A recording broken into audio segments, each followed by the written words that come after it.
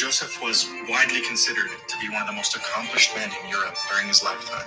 With a laundry list of talents ranging from genius violinist to Europe's greatest swordsman, he overcame the social stigmas of his era, becoming loved, admired, and even envied by the likes of Mozart, Marie Antoinette, and even a U.S. president. So let's go ahead and get started.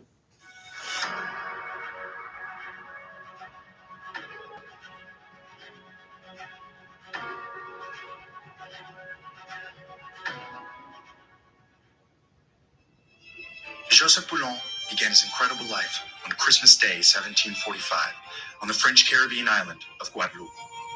His father, Georges Boulogne de Saint-Georges, whom I'll be calling George, was a wealthy plantation owner. His mother, Nanon, a Senegalese woman renowned for her truly stunning beauty, was the slave and personal maid of his father's wife. Now, even though George was married, and many men of the time simply disavowed any illegitimate children they had, George is said to have legitimately loved Joseph and his mother Nanon. He not only acknowledged his son and gave him a surname which broke convention for the time, but he also completely provided for them. As Joseph was 7 years old, his father decided that he wanted better for his son. He wanted to make sure that Joseph got the best education he could. So they left Guadeloupe, and his mother Nanon had sailed to France. Once in Paris, George hired the best tutors that he could find and enrolled Joseph in boarding school. Before leaving Paris to go back home, George made sure that his son would be taught to be the perfect gentleman. Now, up to this point, although wealthy, Georges Boulogne was still considered just a commoner in France. But in 1757, he was appointed as the personal assistant to King Louis XV. He was made an officer in the King's Guard, which granted him nobility and the title of Chevalier de Saint-Georges. It would also allow him to further Joseph's education. That same year, Joseph was enrolled in the Royal Academy of Fencing and Horsemanship. Boulogne rapidly became one of the best swordsmen at the academy. The master-at-arms Lavoisier had a son who was Joseph's classmate and friend throughout his years at the academy. He described young Joseph as well-built, with great physical strength, supple and slim with astonishing speed. No one else showed as much gracefulness and discipline. By 15 years old, he was beating the very best swordsmen at the academy. By 17, he was regarded by his peers and even Lavoisier as one of the best swordsmen in Europe. But there were others that believed a man of Joseph's skin color could never be as skilled as what they would describe as a true Frenchman. Alexandre Picon, a fencing master from Normandy, sent a challenge to Joseph's father, asking him if he could publicly duel his mulatto. Now, this word is used to describe a person who's of mixed African and European ancestry. And although it's now dated, it was incredibly offensive in France. Picon used the word as an insult, and it was taken as such. Joseph accepted the challenge. The match quickly drew a huge crowd, its supporters seeing something bigger in the duel. The crowd found itself divided between people who believed in the superiority of Picon's skin color and those who did not. Alexandre Picon came to humiliate a young man and prove his supporters right. After all the hype, Joseph would handily defeat the fencing master Picon, and even though it was just a fencing match, it seemed to push public opinion just a little bit in the right direction. Joseph would go on to become a champion fencer. He'd graduate from the academy and earn the title of Chevalier, meaning knight in English. He could finally take his father's title, and for the first time in his life, he was Joseph Boulogne, Chevalier de Saint-Georges. By this time in his life, Saint-Georges was already immensely popular, especially with the women of Paris. He was handsome, athletic, intelligent, and graceful. He was the perfect gentleman. He dazzled Parisian society, and his company became highly valued. Before he was 20 years old, two famous composers had already dedicated their works to him. It was these friendships that may have led him to what would become the true love of his life: music. In 1769, bewildered Parisians looked up to the stage and saw Joseph Boulogne, the best swordsman in France, playing amongst the violins of one of Paris's finest orchestras. He had never told anyone that he could even play violin. He would be concertmaster within 2 years, meaning he was the best of the violins. By 1772, he was getting standing ovations for his solo performances. The following year, he was named the symphony's director. Joseph's meteoric rise through the music world of Paris would warp to new heights. It was during this time that he began to be called La Moza Noire, which meant the Black Mozart. Joseph was free to do whatever he wanted, to follow any passion that struck him, thanks to his father, who had never ceased his support of Boulogne. When car and drive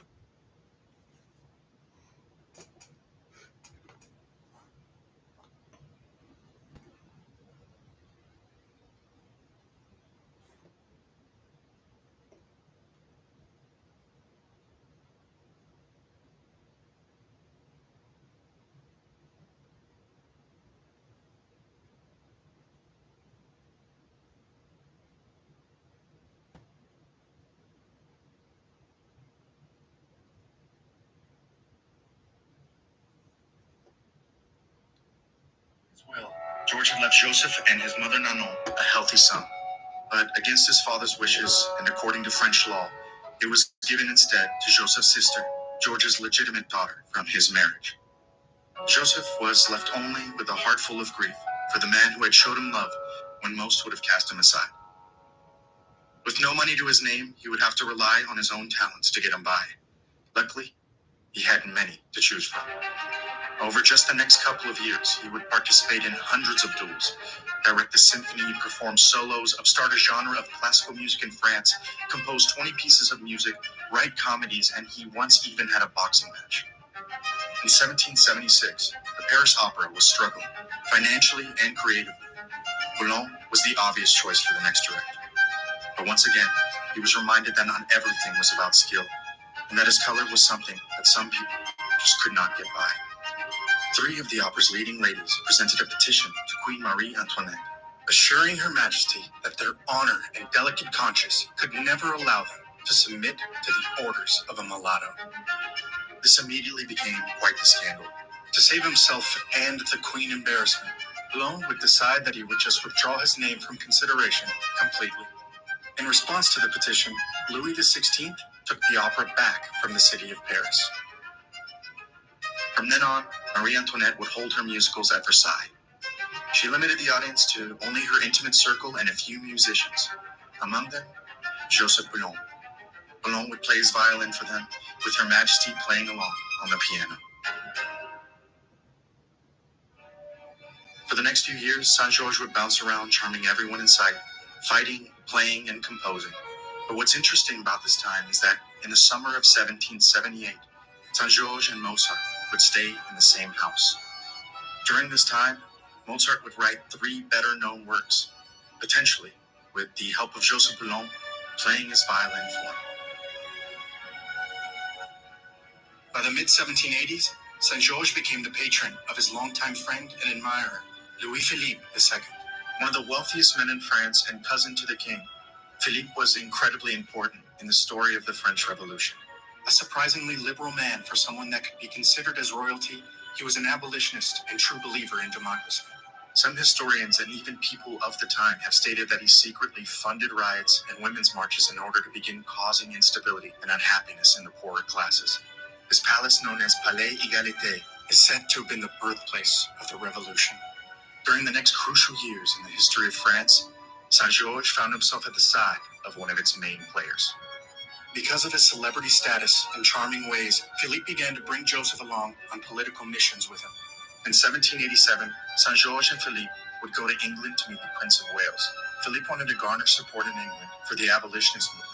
And since the prince was an admirer of Saint-Georges and also the future king of England, the opportunity of a lifetime presented itself. Boulogne would pull out all of his tricks. He'd play concerts for the prince at parties and duel with renowned fencing masters from all over England, including a famous woman named Chevalier Dion, a French diplomat and spy in England. She can be seen here with Saint-Georges in this famous painting. To some people's surprise, Saint-Georges and Dion would have a thrilling match, with Boulogne whisking away with a victory. But what makes this match truly interesting is that it had been the second time they had faced each other. The first being many years ago, when Dion used to live in France and identified as a man. Saint-Georges would quickly find himself a favorite of the future king and persuaded him to attend a meeting with leading abolitionists of the time. On the night of the meeting, Boulogne was walking the streets of London when he was ambushed at gunpoint by 4 angry men. Unfortunately for them, all Boulogne needed was his walking stick. The greatest swordsman in Europe arrived a little late to the meeting, with only a bruise or two to show that anything out of the ordinary had even occurred. The meeting would go well and inspire the change of views of many there. In 1807, the transatlantic slave trade would be banned throughout the British Empire. By May of 1789, Joseph had finally returned to France after 2 years in London, but it wasn't the same city he had left. The revolution was in the air. Panic talks began to occur all over Paris about what could happen next. For the briefest moment in time, Saint-Georges' longtime friend, Louis-Philippe, was being campaigned to the people of Paris as an alternative to the current monarch. He was popular for feeding the poor and sheltering them and was genuinely being considered. But before the idea could take hold, Louis XVI would have Philippe and any remaining chance of peace sent away. Within a month, the French Revolution had begun. As with everyone else in France, the French Revolution would completely alter Boulogne's life. Although Boulogne had enjoyed a life with wealthy friends and the company of kings and queens, he had always felt the weight of his color. Life, liberty, and especially the promise of equality would inspire Boulogne to support the revolution. If I knew about Upwork, I would have hired actually.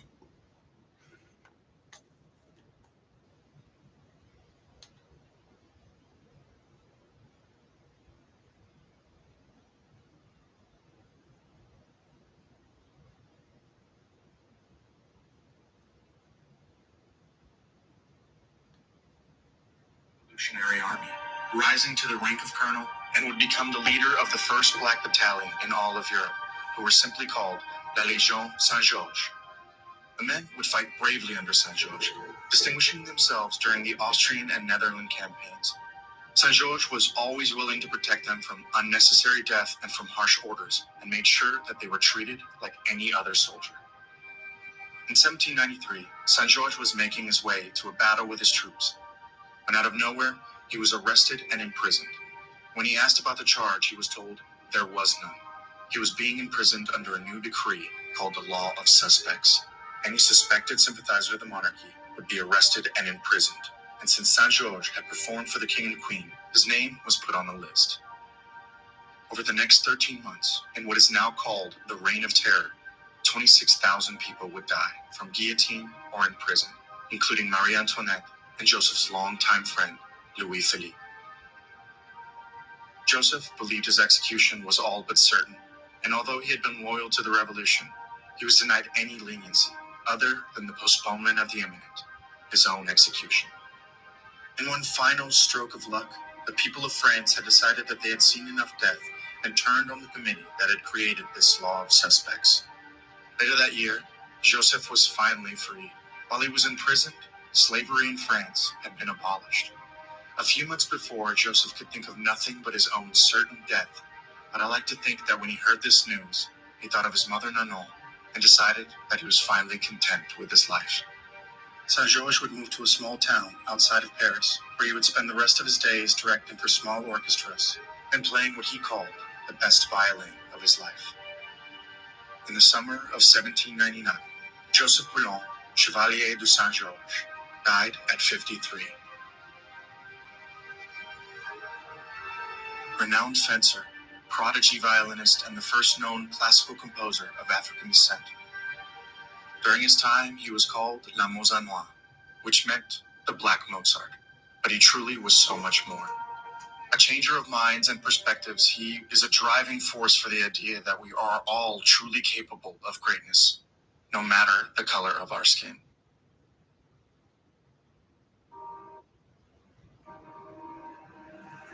So let's talk about Joseph's appearance. Joseph sat for this portrait by artist Mather Brown in 1788 at the behest of the Prince of Wales, who actually just wanted a portrait of him in his palace. The portrait was considered to be frightfully accurate by those who knew him. He's aptly posed with his sword, with his music and his violin in the background. He would have been around 43 in this portrait. There are quite a few images of Boulogne that overly anglicize him. The only one that's taken from life, and according to his friends, it can definitely be trusted to be a true likeness. There was an etched version of this exact portrait that was taken just after it, and I'm going to use that one for my recreation since it was just a little higher quality. So I've recreated him from his own time as well as created a modern day interpretation. So let's go ahead and take a look at those now.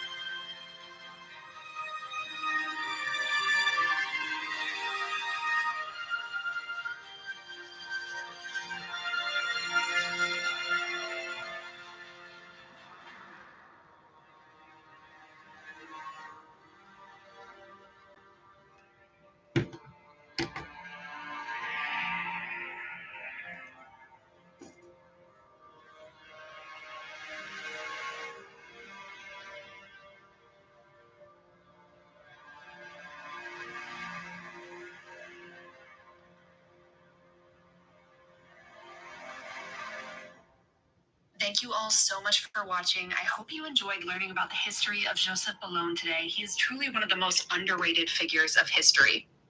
Let us know what you think of these recreations. Okay, I went to see this movie about this man, the first black composer in in France last night. His story is in the movies as of right now, Chevalier. And do yourself a favor if you a classical music lover. And this man was named the Black Mozart. If you follow me, you know my son is studying classical music, and he's a pianist, and I call him Black Mozart. So this is very intimate right now to hear that this man composed with the actual Mozart, and he was revered as the Black Mozart, and I didn't know that. So this is very cool to make discovery of this information. So I'm glad I was able to share it with you. Now I'm going to play some of this man music, and I hope you like it.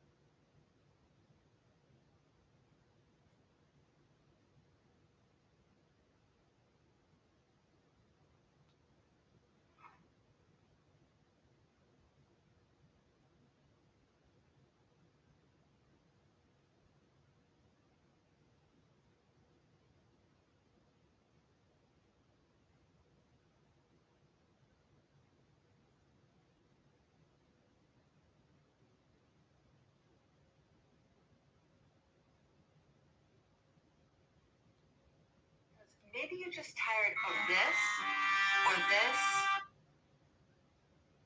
or perhaps you're just looking to.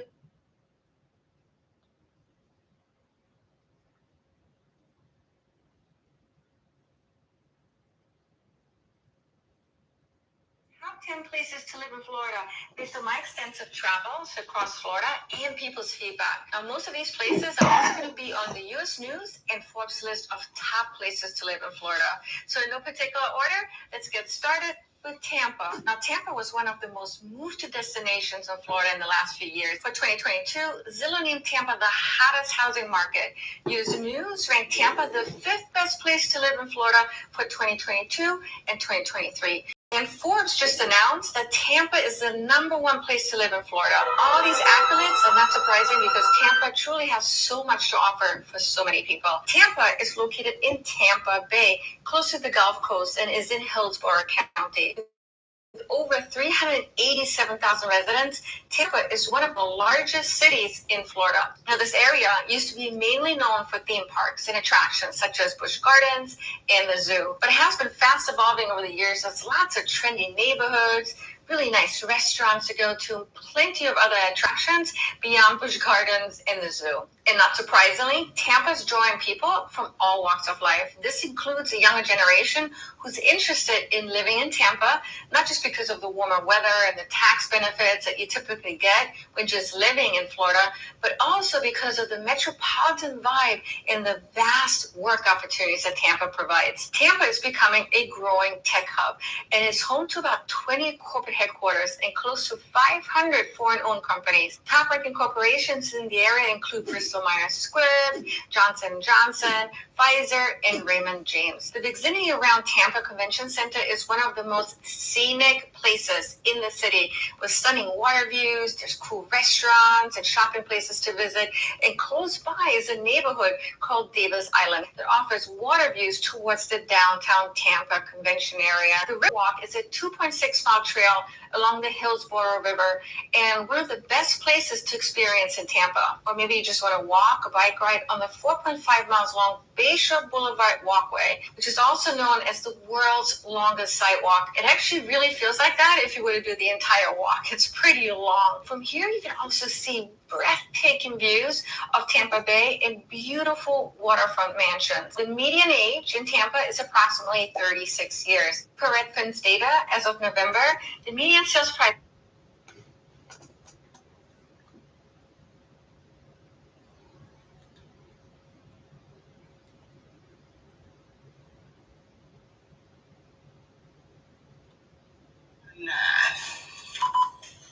Everybody in the studio need one of these. I got them for the low.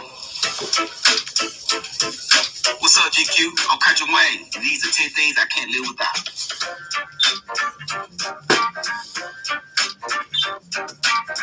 So this right here, this my Bible case. Girl had got it for me one time. She seen the Bible. We got that Bible in there. This my niece's Bible that I took when I was in the streets and I was going through some things and wanted to get out. I ain't have no Bible to read, and this was the easy one to read. It ain't got all the big words like thou, now, me, not thou, and shishama in there. And then this Bible right here, my daughters gave me some fake money. They gave me some fake money one day for my birthday.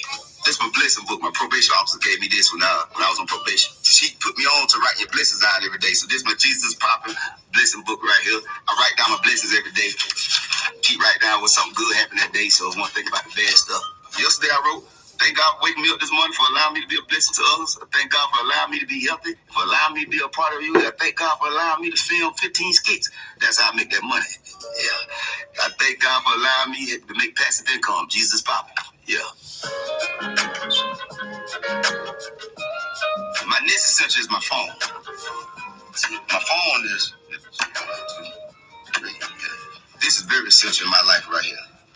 This the main phone people call. This the phone that I got an industry number that I don't really answer like that. And this the phone that I shoot my videos on right here. All my online content. Any famous people on your phone? Oh yeah, I got famous people on my phone. Top 5, probably Cedric Entertainer, E40 for sure. Let's see who else I talked to. Drewski. We got DC, Just Hilarious. Yeah, that's my top 5. Yeah. My money clip. This is my wallet right here. If you went to school, you know what this is. Shout out to a white banker I know named Effie. When my credit score was 500, and I went to the bank and he gave me a loan. I had all them cards in my pocket. I had a big wallet. He said, man, this is all you need right here. And this is the same one right here for 2008. Shout out to Spivey Bank. I should have shouted it out because they're probably going to get in trouble for giving me that bank loan with that 500 credit score. But we got a little business card right here. Discover, I still got a Discover card. And I'm a celebrity. I ain't bougie. It ain't that much money on it either. American Express, Skyline, another Discover card. I've been had that one. Wells Fargo, American Express. Yeah. Got some paper on us too now. We got a little cash on us too. You know what I'm saying? I'm a country boy, so we're going to keep a little bit on us. Oh, this GQ. I don't keep this on. I forgot. We on a whole national interview. Yeah, I just put out cash. Yeah, that wasn't real.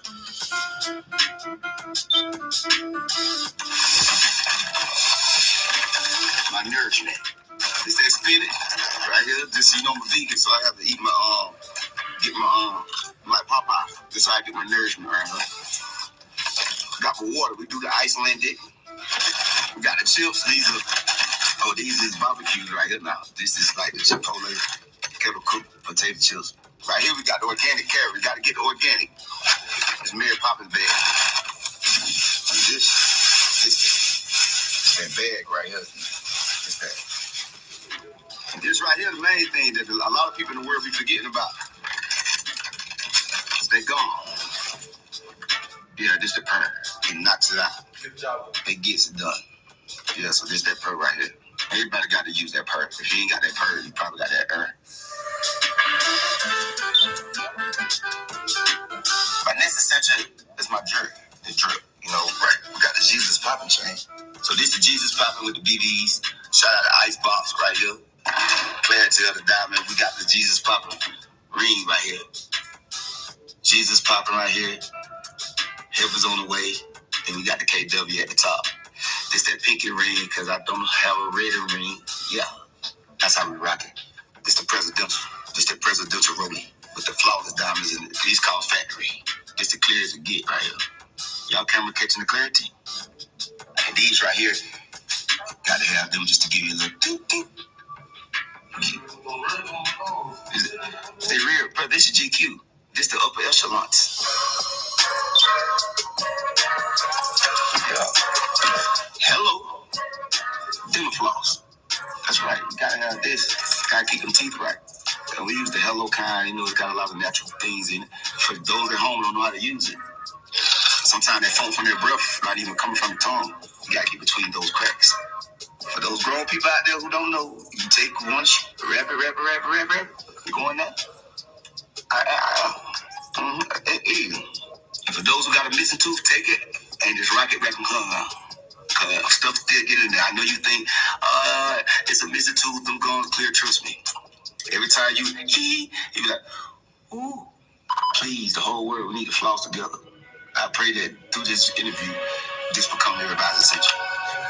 Amen. My next essential is my new book, Help is on the way. Oh, made me want to write a book, man. It was just my life story, and I wanted people to understand where I was coming from. You come from the streets, still be where you at, but still be positive. So I'm like, man, how you stay positive through all that? And I went through a lot, and I feel like the world needed to hear Help is on the way, Country Wayne. I feel like the world needs to hear that, man. There's a lot of lessons and blessings in there, but one of the main ones I want to call out is stay up. That's for everybody. I tell women, a man to get tired of a woman who put too much to him, he'll never get tired of a woman who put too much to her. And women be like, ooh, take care of yourself, put yourself first. Because as long as you stay up, it won't matter how people feel about you. Anytime somebody can text you and change your day, I be seeing people like, if somebody got the power to text you and change your whole day, you ain't up. My next essential is for cars. Some of the favorite cars. This is Cadillac Escalade key right here. I always wanted that Cadillac Escalade truck since I was young. You know, I still love the way it's big, but it got that a nice flow to it. This right here, it's the Maybach key. Maybach truck, when it came, it was bouncing. I'm going to cop that. The key that's not here right now is the black badge Rolls Royce truck, the color in it. It's pink. It's fuchsia, but I call it pinky. I'm country, so it ain't pink. say thank you. On my first car, 2000 Crown Victoria. Yeah. But I had put them things on it. They had a 22s ride, country boy. Red and yellow was like Ronald McDonald.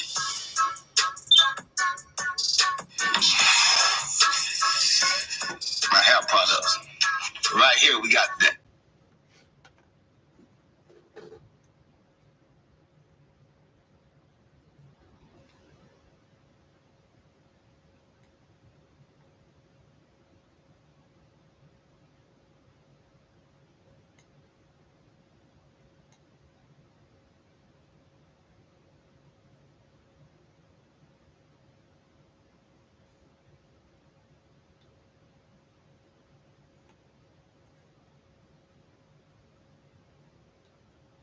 R&B Slow Jams Live. I'm R&B historian Tyrone Dubois with a moment in music history.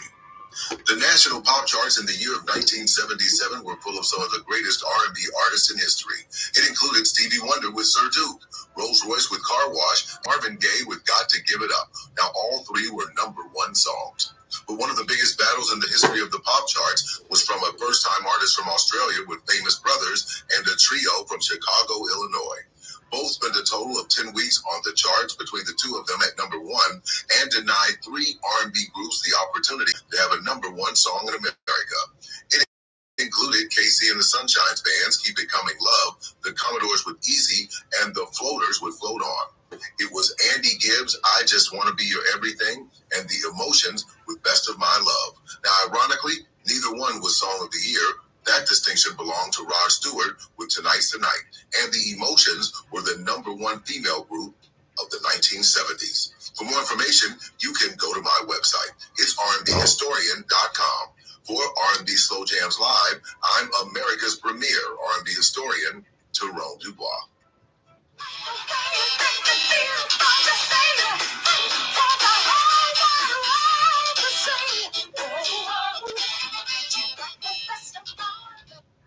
For R&B Slow Jams Live, I'm R&B historian Tyrone Dubois with a moment in music history.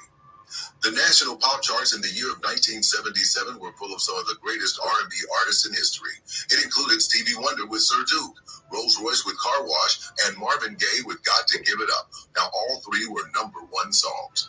But one of the biggest battles in the history of the pop charts was from a first-time artist from Australia with Famous Brothers and a trio from Chicago, Illinois.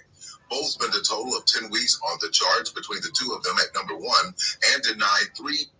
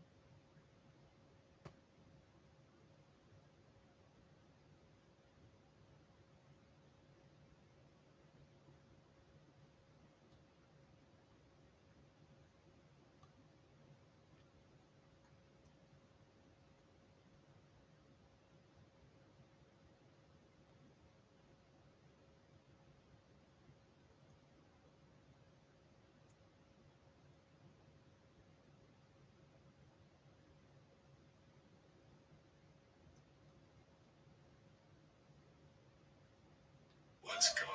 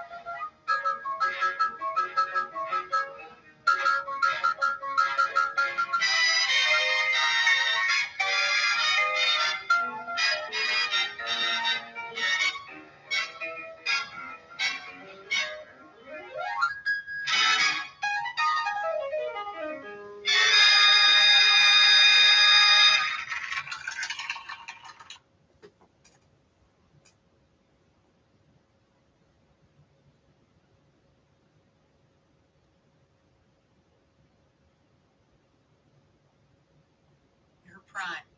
But we never even hear her name. So who is Hazel Scott? And why has she been all but erased from history?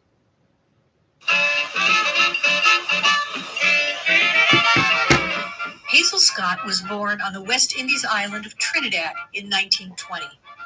Her mother was a classical pianist. Her father, a scholar and intellectual. By the time she was 3 years old, Hazel was well known around the neighborhood as a piano prodigy. When she was 4, Hazel and her mother moved to Harlem.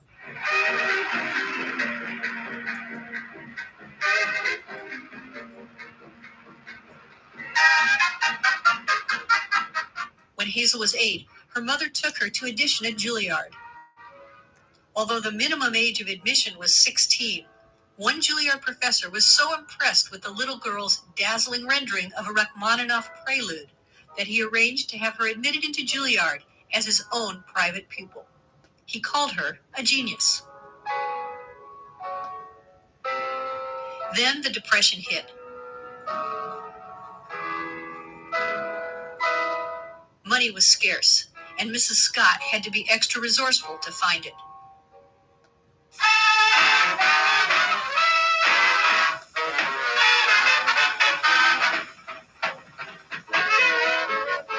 All-girl bands were big at the time, but clearly none needed a classical pianist. So Mrs. Scott taught herself the saxophone, and she taught herself jazz. For several years, she played with various all-women's bands, eventually forming her own. Mrs. Scott still hoped that her daughter would pursue the classical music career that she herself could not. But teenage Hazel had other ideas. She wanted to play jazz. For a while, she played piano in her mother's own band, honing her chops. While still in high school, Hazel debuted at the hugely popular Roseland Ballroom. Her act followed Count Basie. She was a huge hit. She then hosted her own radio show on WOR in New York City, choosing to play complicated classical numbers, which showcased her piano virtuosity. But it was at Manhattan's Yacht Club, working as an intermission pianist, where she invented the Hazel Scott sound. To avoid duplicating numbers that others played, she decided to swing the classics. She would take a classical number by Bach or Mozart or Liszt, speed it up, then add syncopation and a strong left hand. Hazel wasn't the first to try this. It's a style often called jazzing up the classics. But to pull it off well took a mastery of classical music, swing, and the ability to improvise. Hazel had it all.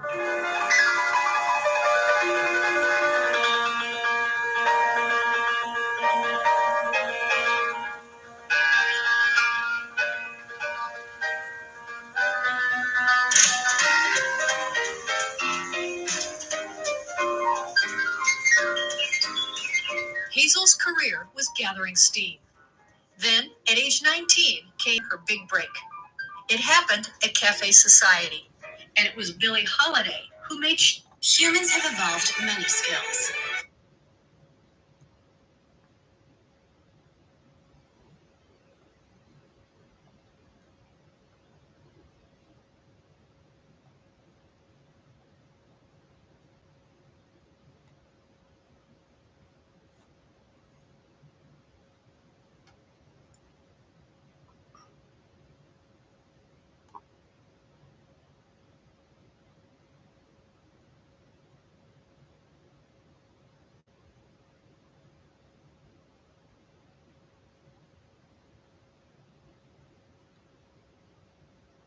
Hello, everyone, and welcome back.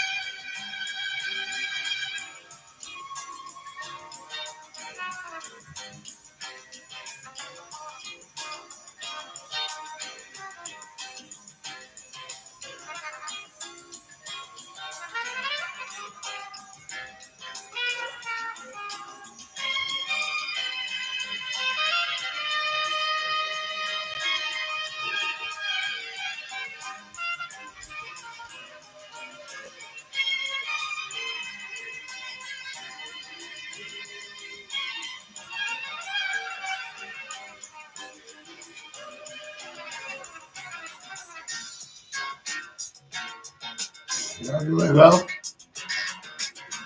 All right. Let me catch up with y'all. So I'll catch up with y'all. It's not at the same place.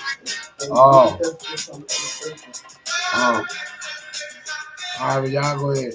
I'm recording.